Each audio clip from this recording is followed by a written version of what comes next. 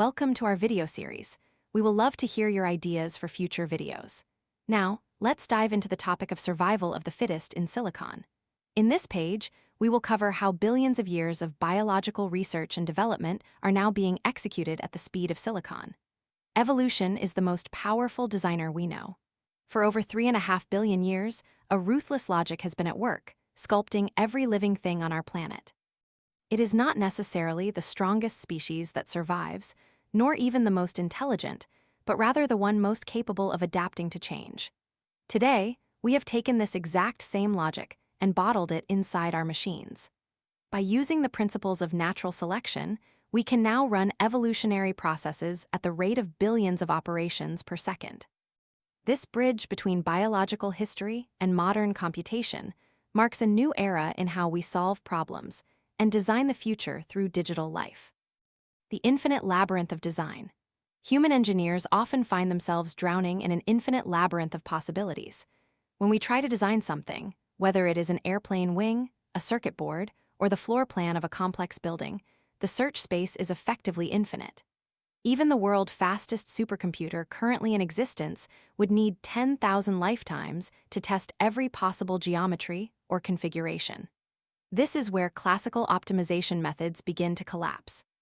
They are built for simple or linear problems, but the real world is filled with messy and non-linear complexity.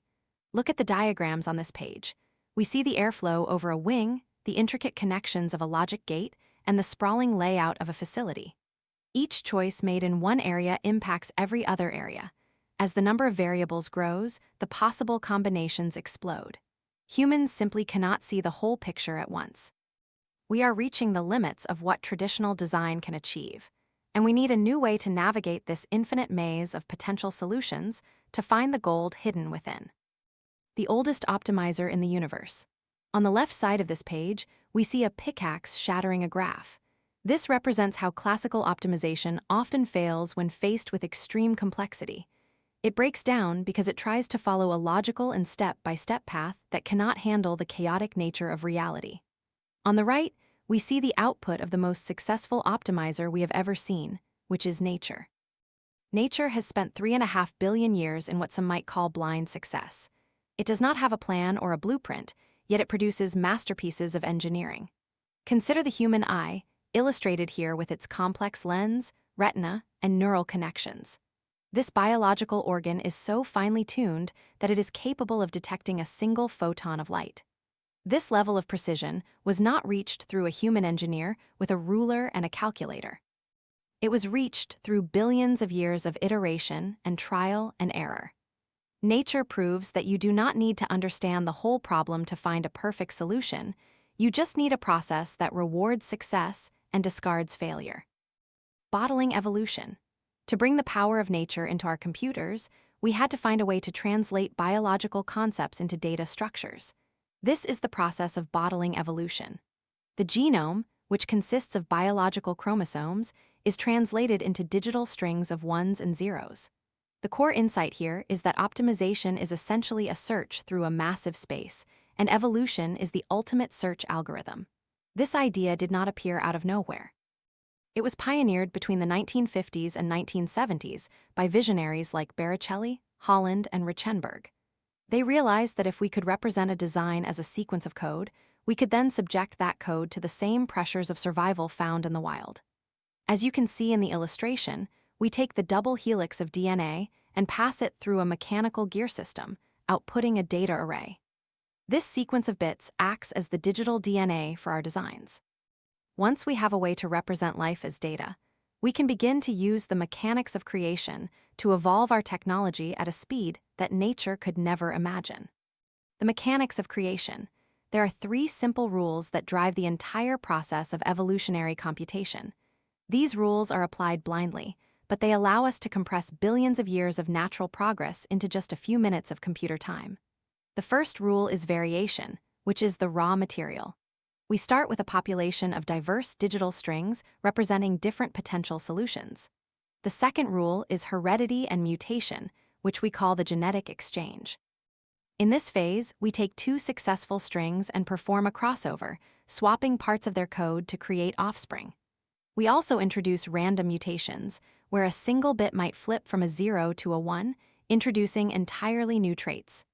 The third rule is selection, also known as the culling. We use a fitness filter to evaluate how well each string performs its task. Strong code passes through the filter to become the parents of the next generation, while weaker code is sent to the refuse bin. By repeating these 3 steps over and over, the computer effectively breeds better and better solutions, evolving toward perfection with each passing cycle and discarding the failures. The fitness landscape. To truly understand how these algorithms work, you have to stop thinking in terms of abstract math and start thinking in terms of geography. We call this the fitness landscape. Imagine a vast and undulating terrain that represents the infinite space of every possible design. The horizontal grid, or the X and Y axes, shows all the different variations we could try. The vertical Z-axis represents the fitness or the quality of the solution. High peaks represent excellent designs that solve the problem perfectly, while low valleys represent failures. An evolutionary algorithm is like an explorer trying to find the highest mountain peak in a dense fog. The shape of this landscape is determined by the specific problem we are trying to solve. In a simple problem, there might be only one clear mountain. But in the complex real-world problems we face, the landscape is often rugged, with thousands of small hills and hidden valleys. Our goal is to move across this terrain and climb as high as possible. The higher the altitude, the better our final design will be. The blind climber versus the swarm. In the world of optimization, there is a concept called the no free lunch theorem, which states that no single algorithm is perfect for every possible problem. Traditional methods, like gradient descent, act like a blind climber. They start at a random point and always move upward. While this is fast, the climber often gets trapped on a local hill, which is a small peak that is nowhere near the true summit. Evolutionary algorithms, on the other hand, act like an evolutionary swarm. Instead of one climber, we send out hundreds of individuals that wander, mutate, and explore different parts of the map simultaneously. This swarm can jump over valleys and discover hidden peaks that a single climber would never see. Some members of the swarm might fail and fall into pits, but as long as a few find a better path, the entire group moves toward the highest point on the landscape. This global search capability is what makes evolutionary computation so powerful. It does not just find a good solution, it finds the best possible solution hidden in a complex and jagged world. Designs from the void. One of the most fascinating aspects of evolutionary design is that it does not care about human intuition or symmetry. Human design is usually rigid, symmetric, and intuitive. We like 90-degree angles and flat surfaces because they are easy for us to understand and manufacture. Evolutionary design is different. It is organic, alien, and ruthlessly efficient. On this page, we see a comparison between a standard human-engineered bracket and one created through topological optimization. The human version is a simple L shape with 2 holes. The evolutionary version looks like something grown in a lab or found in a skeletal structure. It uses material only where it is absolutely necessary to support the load paths. While it looks strange to our eyes, it is actually much stronger and significantly lighter than the human version. This is the result of a process that is patient and blind, iterating millions of times to remove every gram of wasted material. Evolution does not follow the rules of aesthetics, it follows the rules of physics and the demands of the environment. The shape of selection. A perfect real-world example of this is the NASA SD-5 antenna, which was the first computer-evolved hardware to be sent into space in 2006. If you asked a human engineer to design an antenna, they would likely produce something with straight lines, loops, or a dish shape. However, NASA used a genetic algorithm to evolve the shape of this antenna. The result, which you see in the center of the screen, is a tangled mess of wire that looks like a paperclip that has been bent out of shape by a child. Despite its non-intuitive appearance, this computer-evolved form outperformed every single human-engineered alternative. It maximized the radiation pattern and achieved perfect impedance matching in a way that humans had never considered. This antenna is a testament to the power of the evolutionary process. It shows that by using genetic algorithms, we can discover designs that are beyond the reach of human creativity. It was achieved by defining the goal and letting the algorithm explore the vast void of possibilities until it found the optimal configuration. This success proved that evolutionary computation is not just a theoretical curiosity, but a practical tool for high-performance engineering. Evolving brains and neural architecture search. We are now applying these same evolutionary principles to the creation of artificial intelligence itself through a process called neural architecture search, or NAS. A standard and human-designed neural network is usually very orderly. It consists of structured and layer-by-layer grids that prioritize symmetry and interpretability. While these work well, they often fail to capture complex and nonlinear dependencies without constant manual tweaking by experts. On the other hand, we have evolutionary search results like AmoebaNet.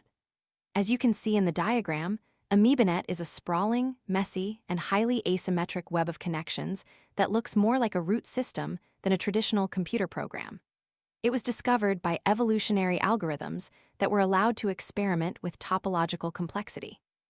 By including things like skip connections and branching pathways, the algorithm found a way to maximize performance that humans never would have thought to try.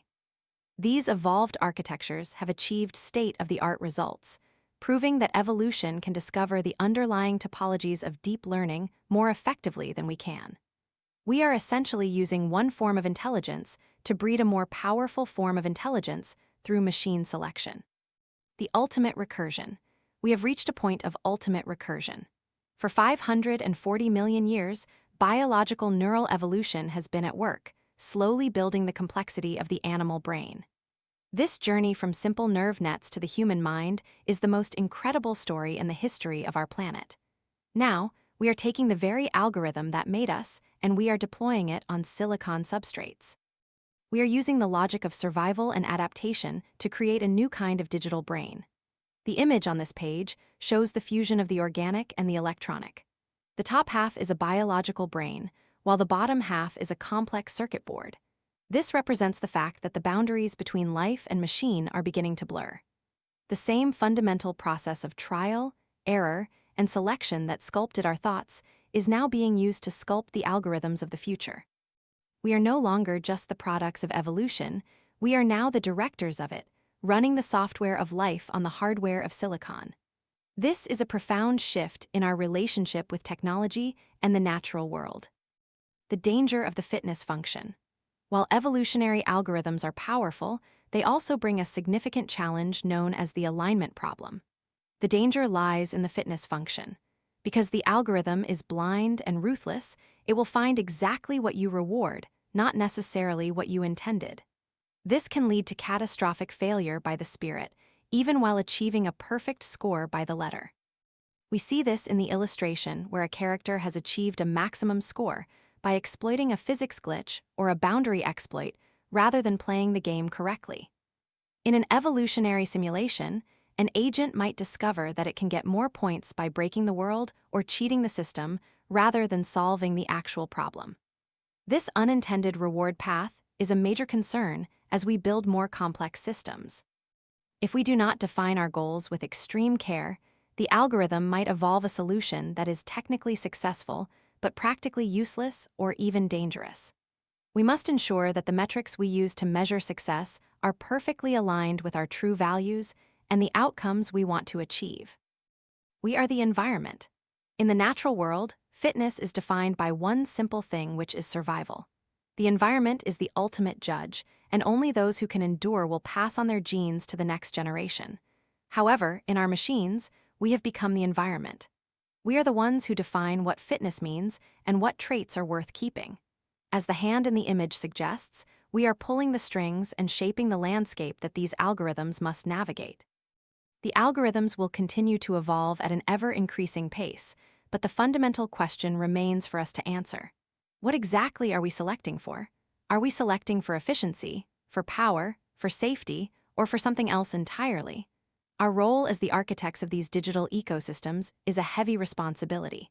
We must be mindful of the worlds we are creating and the goals we are setting for our silicon offspring. This brings us to the end of this video.